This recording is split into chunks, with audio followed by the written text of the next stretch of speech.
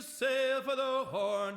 Way, hey, roll and go. Our boots and our clothes, boys, are all in the Horn. To be rollicking randy dandy, oh. Heave a port, oh, heave away. Way, hey, roll and go.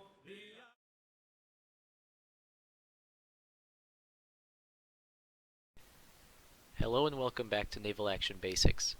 This will be a quick tutorial on the special currencies in naval action: doubloons, combat marks, and victory marks. We'll cover how you can earn each one and what their uses are in the game. You can see how many doubloons, combat marks, and victory marks you have when you're in port and you click the money chest on the top right of the screen. One of the most common currencies you'll be dealing with in naval action is doubloons. These are the gold pieces in your money chest.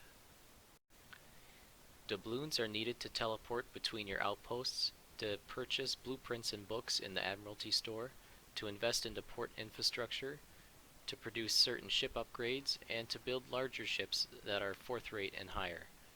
There are a few ways to get doubloons that range in difficulty in the game, so it's good because all levels of characters and experience can have access to them. When you first start out in the game, one of the easiest ways to get doubloons in your first week of playing will be to complete cargo delivery missions. You can find some spread throughout ports that not only give you normal currency, reals, but also give you 800 doubloons.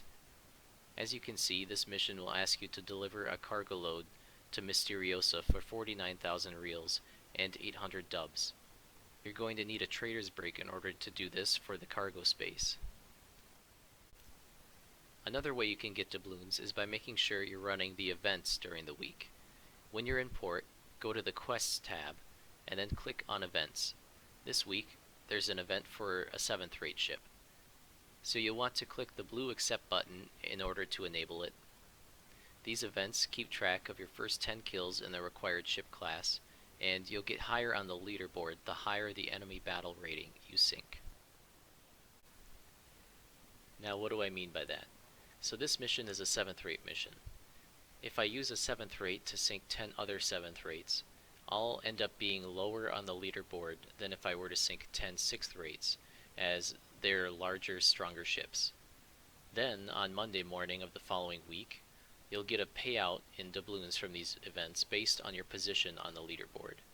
It isn't a lot, but if you run these missions every week, you can complete the event without even thinking about it, and you'll get a nice chunk of change in the process.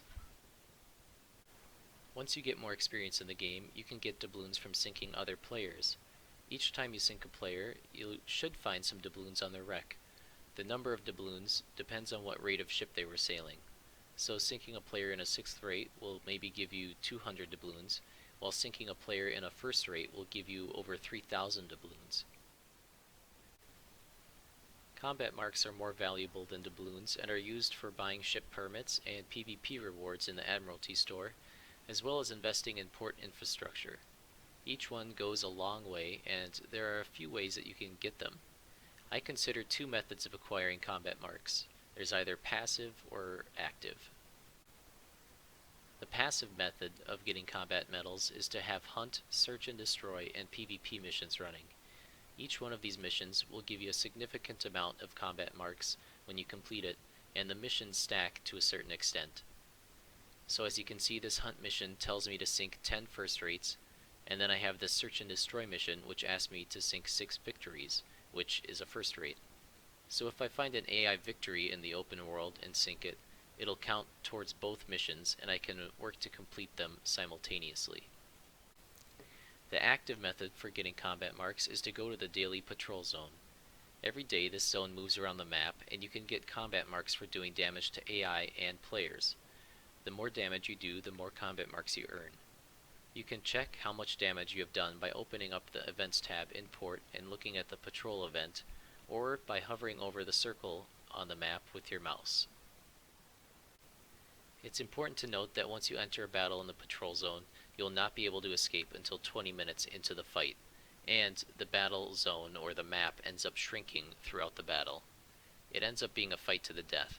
This is a good way to learn how to PvP as well, so you'll also get doubloons from the kills you get here. At the end of the day, you'll need to go to the Events tab and claim your rewards before the server resets. After server maintenance, the rewards will be reset, and you'll lose all of your progress if you haven't claimed the reward. Victory marks are the last currency in the game, and those are acquired by participating in successful port battles. VMs can be used to invest in ports. At the end of the week, the game calculates how many successful port battles you have been in for each port in your nation, and on Monday morning you will receive 1 victory mark per port. Last week I participated in the defense of Belize and we won the port battle. The game will then send me a mail saying that I am a Lord Viscount of the port of Belize. After server maintenance on every Monday afterwards, I'll receive 1 victory mark for this port. If there's another port battle there that I don't participate in, or if we lose the port, I'll no longer get the victory mark. That's all I have for you today on doubloons, combat marks, and victory marks. I hope you learned something from this video, and if you have any questions, comments, or concerns, please comment below. Also, don't forget to like and subscribe for more videos. Thank you and have a great day.